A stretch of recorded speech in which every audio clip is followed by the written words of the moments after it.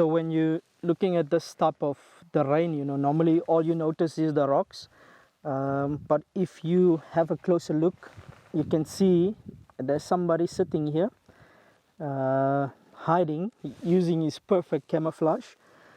So this is, sometimes we refer to them as toad grasshoppers, but you know, it's obviously a stone grasshopper.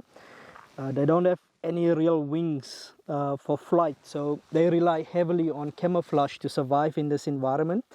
And where there's not a lot of food, you know, this is a nice protein snack for a lot of, especially birds in these areas. And because this guy doesn't have quick getaway mechanisms like wings, he has perfect camouflage, and he exactly looks like this rock, which is a basalt, which has the red oxidized layer. And this guy probably over co-evolution over millennia resembles the rock, you know, unless it's moving or you literally stumbling upon it, you're never ever gonna see these guys. But typically what you will notice is here you have darker rocks. So grasshoppers from the species, as you go into the coast getting to some lighter rocks, they will take on exactly the coloration of that rocks within that environment. And that's how these guys can survive out in these tough environments without wings, without any, you know, mechanisms to get away quickly from possible predators.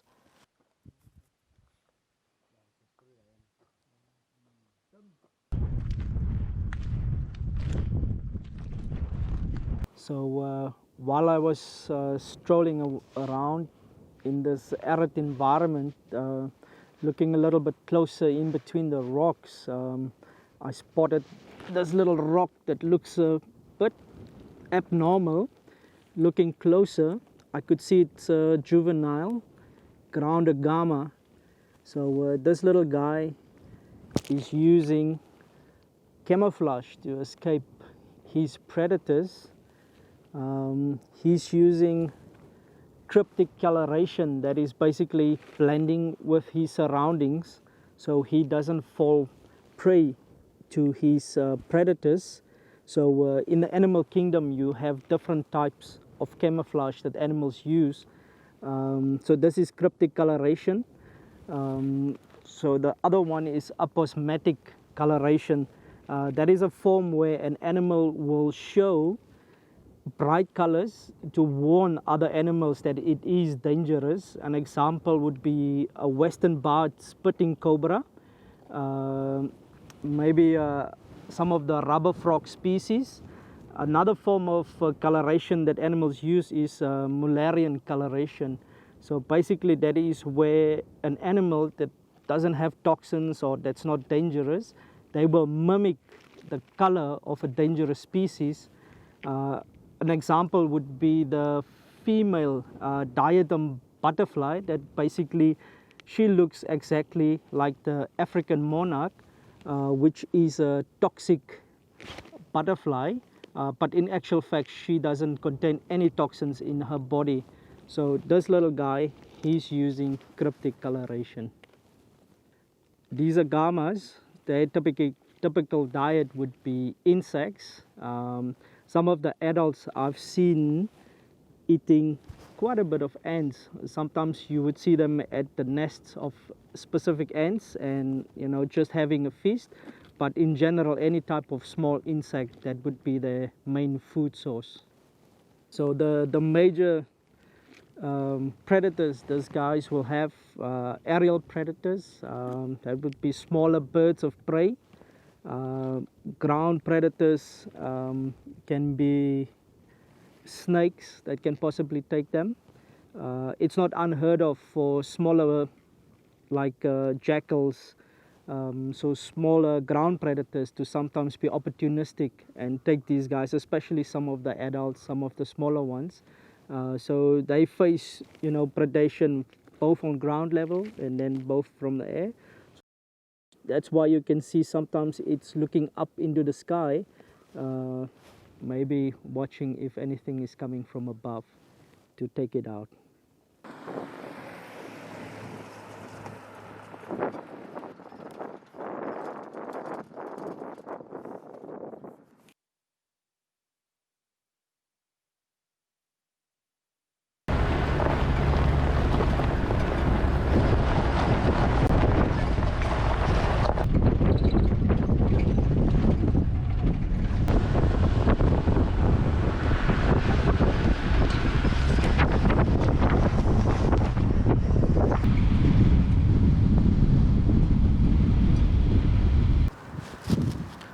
So the Huab River, this is a dry riverbed, so even though we see some water flowing here, this is just from a spring within the riverbed, what you refer to as fossil water.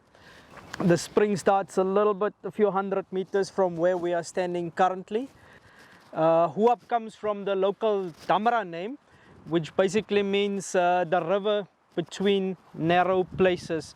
So as we can see to the left and to our right, lots of big mountains, and that is the meaning of Huab, between narrow spaces. So hopefully we can find the desert elephants within the riverbed today.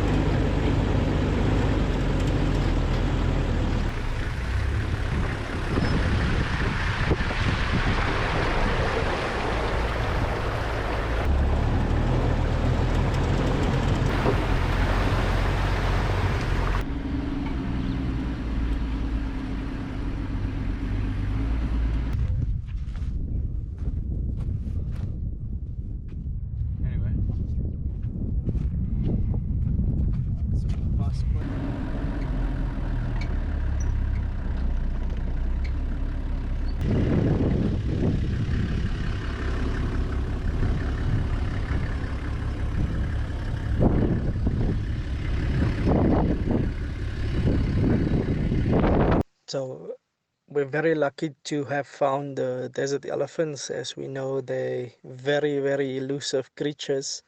But what makes it easy for us is at the moment it's the dry season.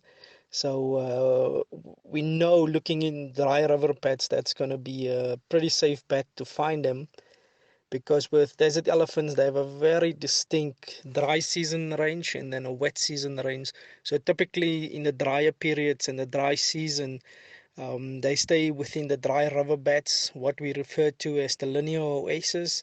This is where you have your evergreen vegetation, typically your springs, even though at the moment or today we found them close to one of the villages.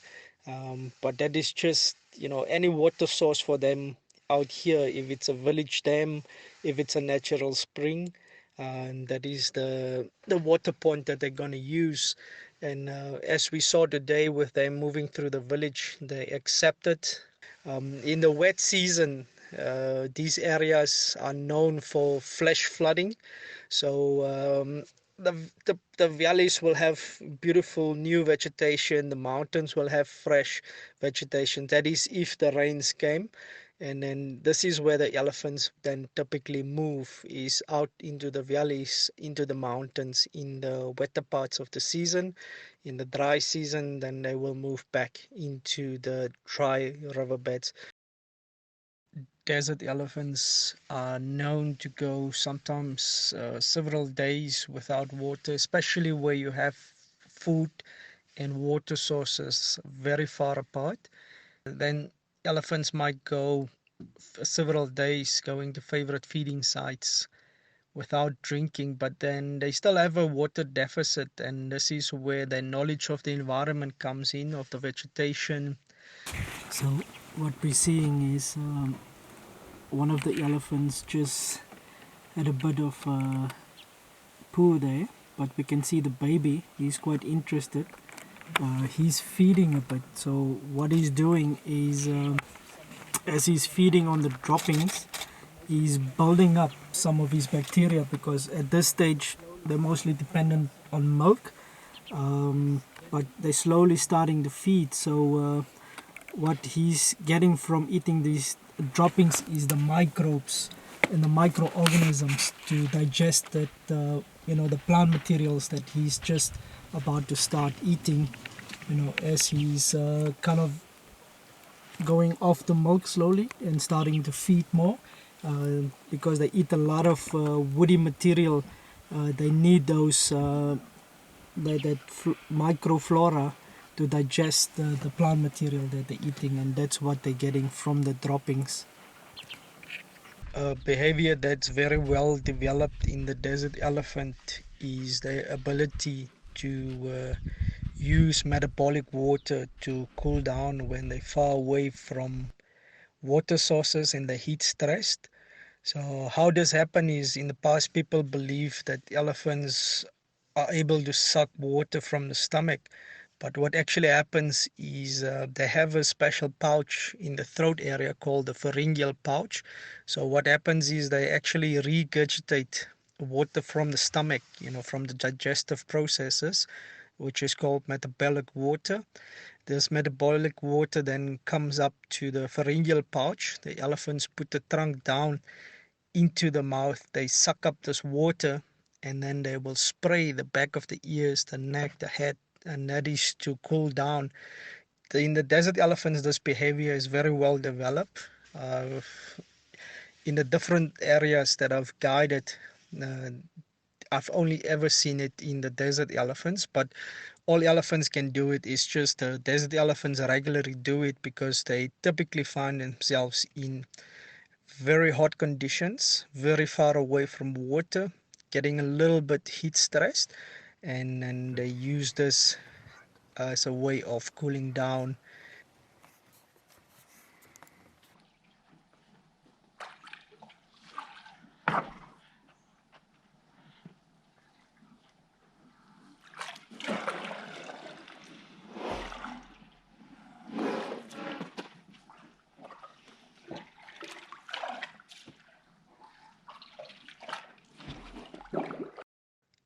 After having a drink, we see the elephants slowly moving back into the riverbed, uh, where they're slowly slowing down. Now they're standing, they using their feet and trunks. Where they are now, it's favorite dusting spots. These are places with fine powdery ground. So what the elephants are going to do now is they're going to take a dust bath. We can see them throwing the sand onto their bodies, onto the head. This is after a drink. This is a way for them cooling down with the sand. They're coating their skin with a layer of dust, and then afterwards they will move into the dry riverbed, which we refer to here out in the desert as the linear oasis. They will probably still feed a little bit. They probably will go have a rest under those beautiful, beautiful big ana trees there.